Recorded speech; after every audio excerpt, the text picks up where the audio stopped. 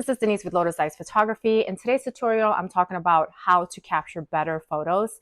Now, a lot of us event photographers transition from wedding and portrait photography into corporate events, and we tend to lose a lot of our creativity along the way. Now, corporate events, as you know, might not be super eventful. Some of them are absolutely not. So what can we do to be better photographers and be more creative? Back in the day, I used to say, I am a documentary photographer. I document events. No.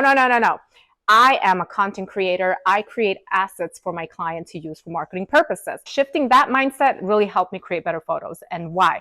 Because it is my job to create the photos. So there might be events that are super boring. Hey, we are there to create the photos. And that involves two things. We really have to be comfortable getting in the midst of things. When working with newer photographers, they're scared to come up close to the client. They're kind of, zooming it and photographing from far behind. You need to get up in there and really be a part of the event. That means if people are talking, you're sitting at the table, and if they're looking at you, the one thing I always say is, I'm just capturing candid, so just continue talking and laughing with each other. That might involve grabbing someone and saying, hey, I really need a photo of someone using the mobile app. Do you mind helping me out for this one photo? All you have to do is use the mobile app, smile, look at it, blah, blah, blah. So we're constantly finding people, and you have to be very intuitive with this to help us create photos. Now, this is not the entire event, but we make sure that we carve out time to really create the photos for our clients. So don't be afraid to get up close with the attendees to get those pictures. Don't be afraid to ask them to help you out and engage them in creating photos as well. Now, an example of this is like, you're at a cocktail hour and people are just really tight-knit talking and, nothing much is really going on. You have to really get in there and they're going to see you and they're going to be like, get all awkward sometimes. And then you just have to tell them, hey, listen, I'm not even here. Just laugh with each other. I'm just getting candids.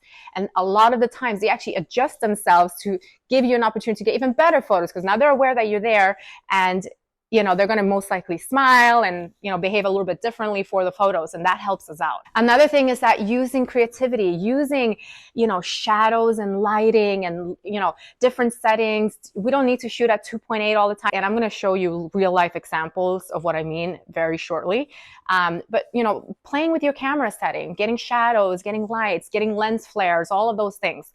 So let's get right into it. This was a full sun environment and it was harsh.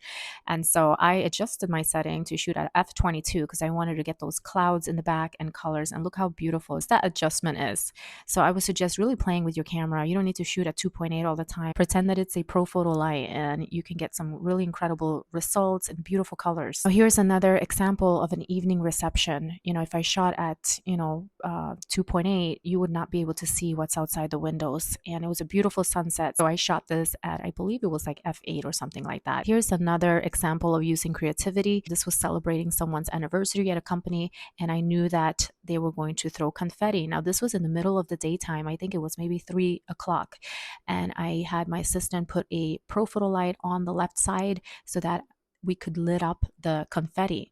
Otherwise, you wouldn't be able to see it that much. And look how beautiful these results are. So I'm talking about using creativity. Think of it as a wedding or as a portrait session. You want to be able to create beautiful photos for your corporate events. Here is another example of a evening reception indoor in a dark room. They wanted some food photos and some drink photos. I used a light and backlit these subjects to kind of get more interesting dynamic photos of just simple things like people getting their drinks or getting dessert at the dessert station. Now here's an example of engaging people. Hey guys, do you guys mind shaking hand in front of the event logo? Simple things like that will ensure your client has great content. Here's another example of getting in there. I am on the dance floor with them, and not only that, but I have a light on them because the lighting was not very good. So just use your light. You pay a lot of money for your lights, and if you don't use them, you really don't make any profit on it. I hope that tutorial was helpful and that you will go into your next event with new eyes, thinking a little bit differently about why you're there and how you can serve your client. And also, my preset will be on sale. Have a look at lotusphotography.com. I'm also working on a course. Stay tuned on that. I'll be providing more information as my videos come out.